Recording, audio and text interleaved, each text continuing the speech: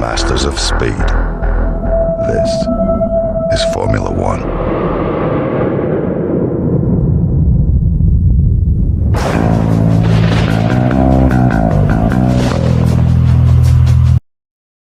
Welcome back, guys. So, Zandvoort then, the Netherlands. Let's go and get into this. I absolutely love Zandvoort. It's a circuit like Hungary, like Monaco. I say Monaco, but it's Monaco without the walls, except if you call for turn 3 and 4. There's quite a few FD walls there, but yeah. So I've gone with 50 on the front wing. I've gone with 41 on the rear wing. It's a bit... How can I say? It's a bit loose on the rear, but that's no drama at all. If you feel that you need a little bit more from the rear, take it up. I wouldn't recommend going any higher than 44. I mean, you could run a Hungary type setup and go 50, 42, but for this setup and for me, I chose 50, 41. Don't be afraid to chop and change things. I mean, even if you're feeling a little bit risky, take it down to about 48 on the front wing, but for the sake of this setup, I've gone with a 50 on the front and 41 on the rear. Remember, you have to have as much downforce as physically possible because you have the long right-hander at the end of sector 1. That is, I think in Dutch it's Skyflock, I think the corner is. But yeah, I'm absolutely useless with track names, track turns, so it is where it is. But yeah, I think I know... what I'm trying to say when I see the long right-hander. So, on the transmission then, I've gone with 65 on, 45 off, and 100% engine braking. Again, Zandvoort is a small circuit, not very many heavy braking zones apart from turn 1 and maybe turn... yeah. After the middle DRS straight, that's quite a heavy braking zone into the chicane.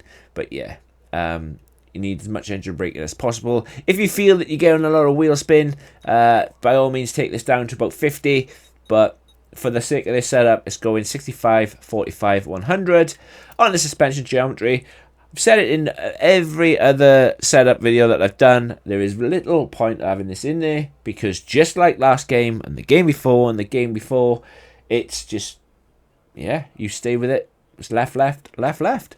On the suspension then, gone with quite obviously a firm one, a 41. I don't think this has changed in any of the setups that I've created, simply because you need as much firmness, stiffness as you possibly can on the front suspension. On the rear suspension of 5.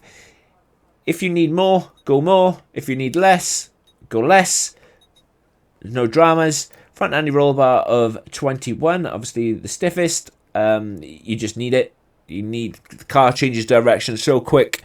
You got turn 1, then you got turn 2, which is the little right left, and then you've got the hairpin, and then obviously you need it for at the end of the long right hander.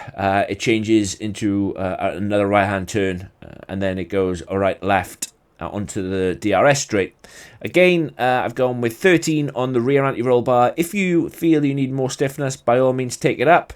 No dramas at all. If you need less, take it down.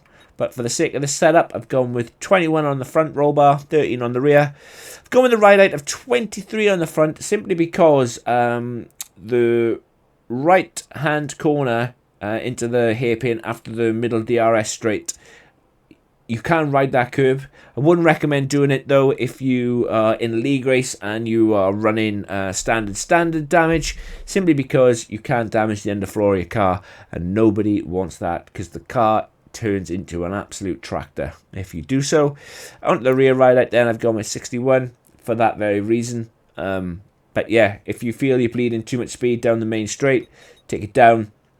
But I wouldn't recommend going any lower than 58, simply because of you will bottom out. It's quite simple. Not just that, turn 3, 4, the hairpin, when it goes uphill a little bit, sometimes you can bottom out on there if your ride height is too low.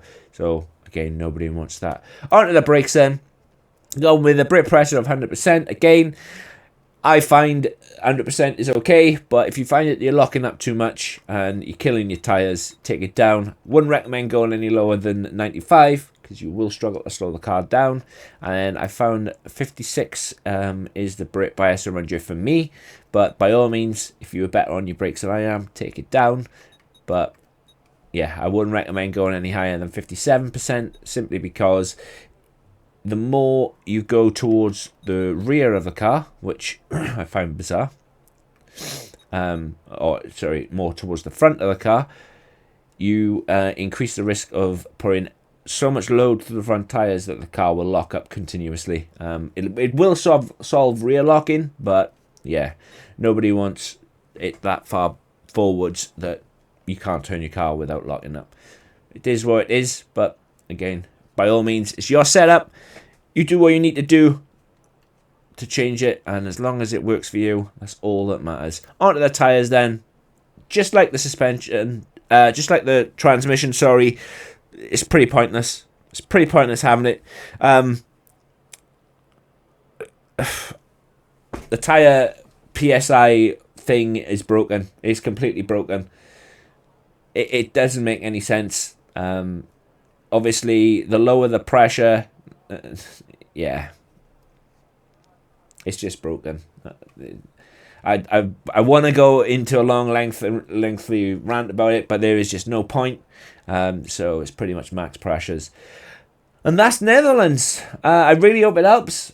Let me know what you think of the setup. Like I said, I love listening and reading to all the comments. Not just that, obviously, as soon as league racing season starts after the Euros, I will be league racing.